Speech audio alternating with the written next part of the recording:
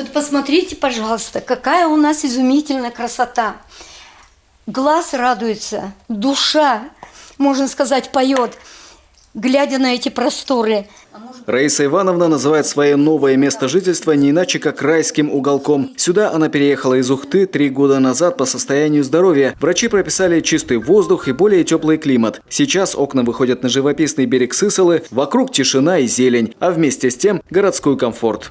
И когда было сказано, что ничего уже строиться не будет, вот дети мои решили, кстати, старший сын у меня тоже доктор, и мама, тебе только здесь жить, чтобы продлить все-таки жизнь качественную, только здесь. И вот мы, не глядя даже, можно сказать, с радостью, естественно, все это вот, потому что у нас уже уголков, хоть и богатая природа у нас в республике, вообще в России, таких вот чистых уголков уже совсем мало осталось. Сюда активно заселяются и молодые семьи с детьми, и таковых здесь большинство. Людей даже не пугает то, что в микрорайоне нет ни детского сада, ни школы, хотя по проекту их строительство, конечно, предполагается. Уже есть хорошие асфальтированные дороги, урегулированное движение общественного транспорта, появились продуктовые магазины, детские площадки и клумбы с цветами. Мы до этого жили в Эжве, там, сами знаете, экологическая обстановка не очень. И выбрали вот этот район с красивым видом из окна. У нас дети маленькие тоже. Вот, буквально заехали месяц назад, купили квартиру.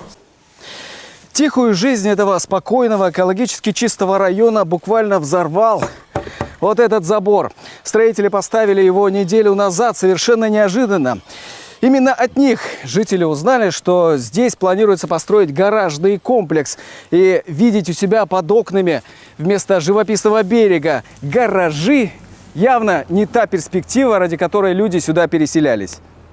Будет испорчена и экология, считают жители. Выхлопные газы, влияние горюче-смазочных материалов и, наконец, мусор не только перед, но и за гаражами. При таком соседстве гарантированно. Уже сейчас находятся люди, которые без зазрения совести оставляют на месте отдыха у воды пакеты и бутылки. Более того, жильцы специально посчитали, до воды от домов максимум 120 метров, а по закону 200 метров от берега считается водоохранной зоной, где строить такие объекты, как гаражи, нельзя. Поэтому один из жителей уже обратился с заявлением в природоохранную прокуратуру, где ему ясно дали понять, проверка обязательно будет. Готовят свой ответ по конфликтной ситуации и власти города, ведь именно по заказу управления капитального строительства Сыктывкара возведен забор. Константин Куратов, Павел Люлянмин, телеканал Юрган, Сыктывкар.